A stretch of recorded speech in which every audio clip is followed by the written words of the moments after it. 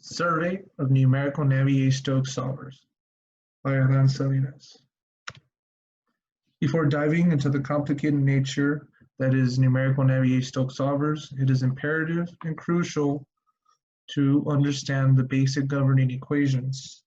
The three basic laws of conservation of mass, momentum, and energy have been adapted for use in fluid motion.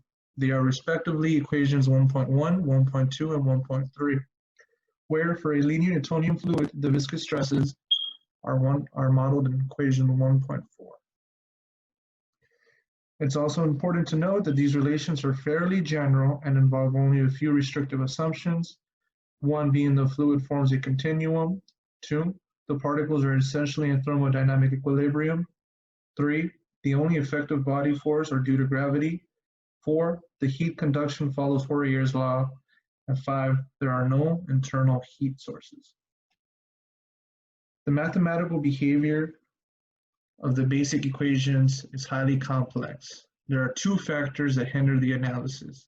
One being the equations are coupled into three variables, and each equation contains one or more nonlinearity.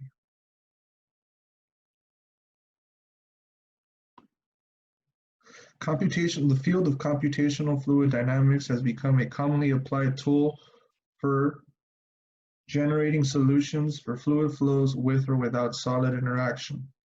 In a CFD analysis, the examination of fluid flow in accordance with its physical properties such as velocity, pressure, temperature, density, and viscosity is conducted. To virtually generate any accurate solution for a physical phenomenon associated with fluid flow, those properties have to be considered simultaneously.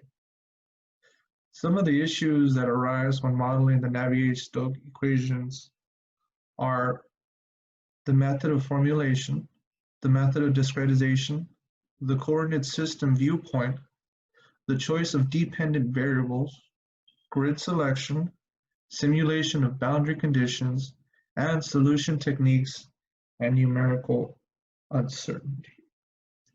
There is considerable science necessary to complete a successful Navier-Stokes computation for recirculating or non-boundary layer flows, which have strong interactions between viscous and inviscid regions.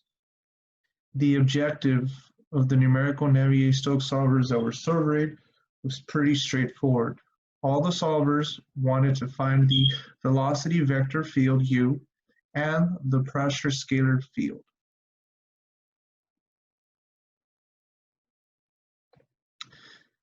The goal is to find the velocity vector field and pressure scalar field that would satisfy the following system of partial differential equations, which would find the solution of the incompressible Navier-Stokes equations governing the flow of viscous Newtonian fluids.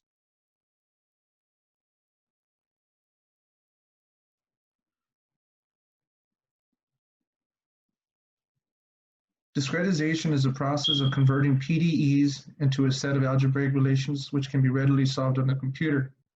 Discretization involves two main steps, which is the conversion of the continuum PDEs into algebraic relationships, the conversion of the continuous physical domain into nodes, volumes, or elements where the algebraic equations are solved.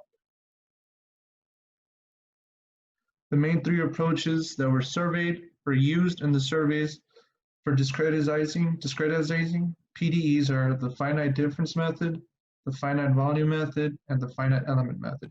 FDM required the governing equations to be in differential form, while FVM and FEM required the governing equations in integral form, also known as the weak form.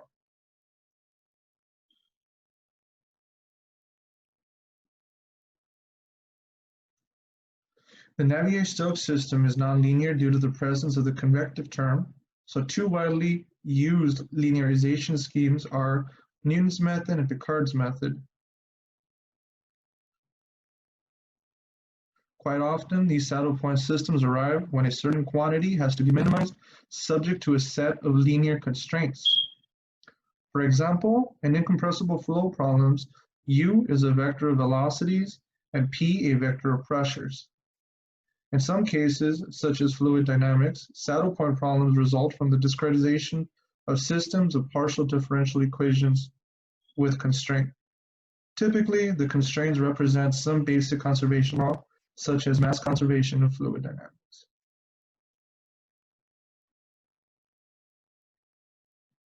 Most of the solvers that were surveyed were either direct or iterative. In a direct method, the matrix of the initial linear system is transformed or factorized into a simpler form, which can be solved easily. In iterative methods compute a sequence of approximate solutions, which converges to the exact solution in the limit. Thank you.